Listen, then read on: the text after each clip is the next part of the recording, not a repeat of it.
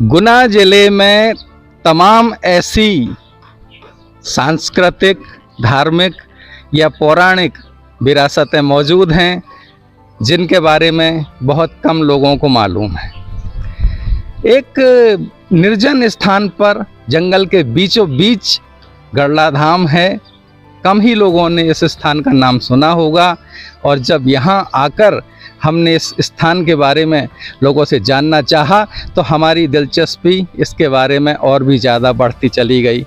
एक महत्वपूर्ण बात ये यहाँ पर सुनने को मिली कि तकरीबन 300 साल पहले यह पूरा इलाका जो आप मेरे पीछे देख रहे हैं फ़िलहाल, पहाड़ियों से घिरा हुआ जंगली इलाका है।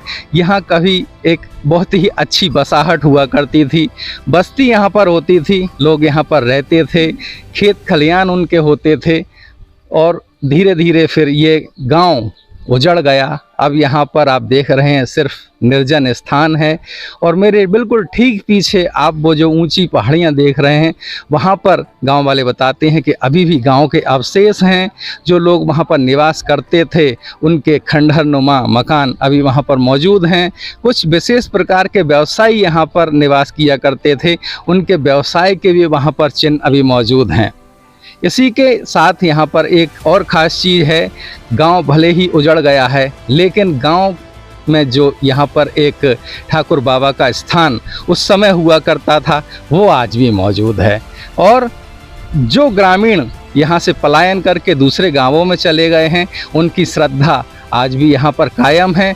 वे यहाँ आते हैं और अपने आराध्य से, अपने उस ईश से प्रार्थना करते हैं और उनकी सारी मनोकामनाएं पूर्ण होती हैं। न केवल उनकी मनोकामनाएं पूर्ण होती हैं बल्कि यहाँ पर अब दूर दूर से लोग आने लगे हैं, अपनी मन्नत यहाँ पर वो मांगते हैं, मन्नत पूरी होती है, बाबा के दरबार पर आकर मत्था टेकते हैं। अब यह स्थान बहुत ही धीरे धीरे चल के जागृत होता जा रहा है। इस पे यहाँ पर आप देख सकते हैं कि नया कंस्ट्रक्शन भी देखने को आपको मिलेगा। इसमें यहाँ पर अभी हाल ही में एक बहुत ही बड़ा धार्मिक आयोजन हुआ था। यहाँ पर 1 महीने तक राम कथा का वाचन हुआ था, और इस तरह से इस स्थान को अब फिर से पुनर्जीवित करने के लिए, अपनी पुरानी उस महिमा तक पहुंचाने के लिए लोगों ने बीड़ा उठाया हुआ है। आइए हम जानते हैं लोगों से, और किस तरह के इसके पुराने जो तथ्य हैं जो स्मरण करते हैं उसके बारे में भी बताएंगे, और आगे इस स्थान को किस तरह से वे धार्मिक स्वरूप में ढालना चाहते हैं ये भी बताएंगे। देखें, अभी यहाँ पर ये मंदिर का निर्माण हो रहा है, और इस स्थान पर कई सौ भक्त एक साथ बैठकर यहाँ पर कथा का श्रवण करते हैं, और कई यहाँ पर खास धार्मिक आयोजन हो चुके हैं अब तक, और लगातार यहाँ पर धार्मिक आयोजन होते ही रहते हैं। यह स्थान भले ही जंगल में है, घने जंगल में है, लेकिन लोग यहाँ किसी भी तरह से दुर्गम रास्तों से गुजरते हुए यहाँ तक पहुँच जाते हैं, और वे यहाँ आकर बड़ा ही सुकून महसूस करते हैं। खास करके जब वे ठाकुर बाबा के चबूतरे पर मत्था टेकते हैं तो एक उन्हें शांति का अनुभव होता है, और जब वे अपने मन की पीड़ा बाबा के सामने रखते हैं तो फिर कुछ ही दिनों में उस पीड़ा से भी उन्हें निजात मिल जाती है। इस तरह यहाँ गांव वालों ने भी हमें बहुत ही रोचक प्रसंग बताए हैं जो हम आपको सुनवाएंगे।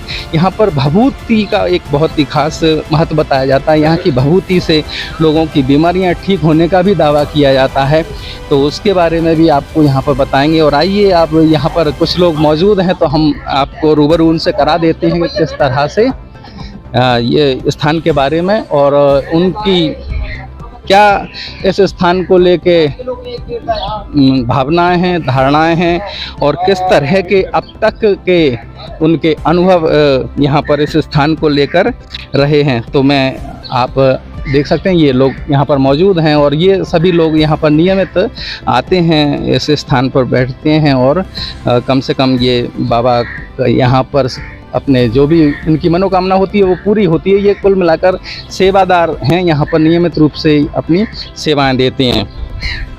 क्या नाम है आपका? रघुवीर सिंह जी। रघुवीर सिंह जी, आप बताइए इस स्थान के बारे में।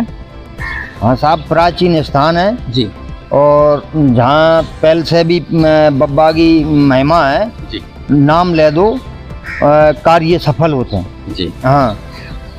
ये महाराज के दोनों पैर सड़ गए थे, जी बदबू आती जी ये घर छोड़ के भग आए जी अस्पताल से, इंदौर से लौट के। जी तो जान के सोलाना होगा जी, आज मेहनत बने जी हाँ। गुरु जी की महिमा है जी गढ़लाबारे गुरु जी की जी हाँ जी जी बात महाराज गढ़लाबारे गुरु जी जी। महाराज। जी क्या नाम है महाराज आपका? बहुत जी भभूतगिरी नाम है आपका। ये तो बड़ा अजीब नाम है। मैंने गुरु जी ने रखा है। हाँ काम कर रही है हाँ, क्या मतलब ये भभूत का? जो दुख तकलीफ बीमारी लोग सब खत्म हो जाती है। अच्छा, हाँ, इस भभूत के खाने फिर बहुत खाने से और आपका भी जो रोग था वो सब इस सब भभूत से ही सही खत्म हो हुआ? गया, हम्म, खत्म हो गया। अच्छा। आप कितने साल से हो यहाँ? 20 साल हो गए। 20 साल से यहाँ पर सेवा दे रहे हैं। और कितने लोग कहाँ से कितने लोग आते हैं यहाँ पे? लोगों की किस्मत को आपको 1000 भी आ जाए हाँ और लाख भी आ जाए हाँ। और 5 भी रह जाए, हाँ जो बाबा की कृपा है। हाँ एक से कम दरबार भरा एक घर में खाली हो जाता है। हाँ, सबको लाभ मिलता है। सबको लाभ मिलता है, विश्वास करने को लाभ मिलती है। हाँ रास्ता खुला जयपुर नौकरी आदमी आती है, आगरा नौकरी है, हाँ बहुत आदमी है। अच्छा। हाँ। तो यहाँ पर पहले गुरु महाराज हाँ, गुरु महाराज आए पहले। आए थे, हाँ, ये भी आश्रम आश्रम उन्होंने यहाँ पे स्थापित किया। किया। फिर उसके बाद अब आप आओ आओ उनके उत्तराधिकारी हो। आओ आप संभाल रहे हो। आओ बाबा तो हमारे महाराज ही भभूत दिया करते थे पहले, बहुत जी। है ना? पहले महाराज भभूत देते थे ना, हाँ। तो वही फिर आप देने लगे अब, आओ है ना? गुरु महाराज छोड़ा मुझको, हाँ मुझको छोड़ा के तू देना बहुत ही। अच्छा, हाँ। तो रोज देते हैं या ऐसे कोई खास दिन होता है? नहीं, वो तो डेली चल रही है अभी तो। 24 चल घंटे चलेगा अभी भी। 12 बजे या कुछ दिक्कत नहीं है। यहाँ दरबार खुला है बाबा को। हाँ बस अच्छा, बाबा के पास और कुछ नहीं है, भगवत ही है। हाँ रोज भरती है, हाँ गुरुवार भरता है, हाँ हाँ ये 2 बार भरती है, दो। जी। तो ये हाँ, ये ठीक है ना। ये आपने देख लिया कि किस तरह से यहाँ पे परंपरा की शुरुआत हुई है भभूत देने की। हम और भी लोगों के साथ में आपको रूबरू कराएंगे। यहाँ गुना से हमारे साथ इस वक्त मौजूद हैं समाज सेवी हैं प्रभाकर भार्गव। तो प्रभाकर जी, आप गुना से आए हुए हैं, आप पहली बार आए हैं, कैसा महसूस हो रहा है आपको? बहुत अच्छा लग रहा है मुझे, देखते ही बहुत अनुभव हो रहा है। यहाँ बहुत शांति और अच्छा महसूस हो रहा है, लगता है कि हाँ यहाँ के काम जरूर होते होंगे। हाँ, तो ये पहला अनुभव ही इतना शानदार रहा है इनका और यही इस स्थान की खासियत है। निश्चित रूप से आप आगे भी आना चाहेंगे? बिल्कुल बिल्कुल हाँ, आते रहेंगे। अच्छा, एक और हमारे साथ मेहमान हैं, ये भी गुना से आए हुए हैं, पंडित मनोज शर्मा जी हैं। आप गीता प्रचारक हैं, इन्होंने गीता के क्षेत्र में बहुत महत्वपूर्ण काम किया है। पंडित जी, आप भी बताएं इस स्थान की विशेषता के बारे में। बड़ा ही अद्भुत और चमत्कारिक स्थल लग रहा है ये। यहाँ भभूति बाबा की कृपा से यहाँ बहुत से लोगों के रोग ठीक हो रहे हैं और ये हमारा बड़ा परम सौभाग्य है कि हमें यहाँ दर्शनों का सौभाग्य मिला और आज हम यहाँ आए हैं और भक्तजनों के बीच में बैठे हुए हैं।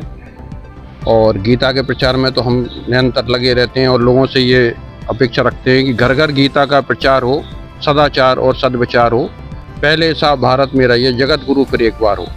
सभी लोग गीता का अध्ययन करें और समस्त जो है भगवान की कृपा प्राप्त करें।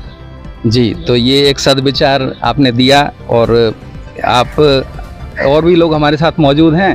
तो मैं आपसे आपका क्या नाम है? मेरा नाम हरिचरण भरद्वाज जी। तो पंडित जी, आप भी इस क्षेत्र से काफी लंबे समय से जुड़े हुए हैं। भाई गुरु जी यहाँ आए नहीं थे, पहले सैन बोर्ड थे, जब से मैं जुड़ा हुआ हूँ जी। और कोई कारण मैं अपने दामाद के चक्कर में गया था तो गुरु जी ने मना कर दी कि बेटा तू चल, मैं वहीं आ गया जी। वो जहाँ आए कोई ऐसा वो था, मतलब भभूति दही वादन से आज तक ठीक है वो। और जो कोरोना काल में मैंने जो तो मेरे गुरु की एक महिमा है कि जो आज तक काम नहीं रोके उनने जी। अपने आत्मा से जो उन्होंने कही कि गुरु ऐसा होना है तो ऐसे ही वो एक जमान को कोरोना हो गया था, हम भी नहीं आ पाए, मतलब गमी हो गई थी हमारे घर पे। मैंने गुरु से संपर्क के साथ ही मैंने गुरु जी कहीं कब आया, मैंने कही बहुत अनुरत हो गया गुरु कहीं का, मैंने के जमान को कोरोना हो गया, मैंने कही और गुरु सब अस्पताल जहाँ तो व्याल बनना तो कोई चिंता मत कर, यहाँ से बहुत फेंकी, शाम को आराम हो गया। बहुत बहुत बहुत ही बेहतरीन ये प्रत्यक्ष विश्वास, मतलब इतना आत्मविश्वास था मुझे कि मैं हम मतलब प्रतिदिन आना है मेरे यहाँ। जी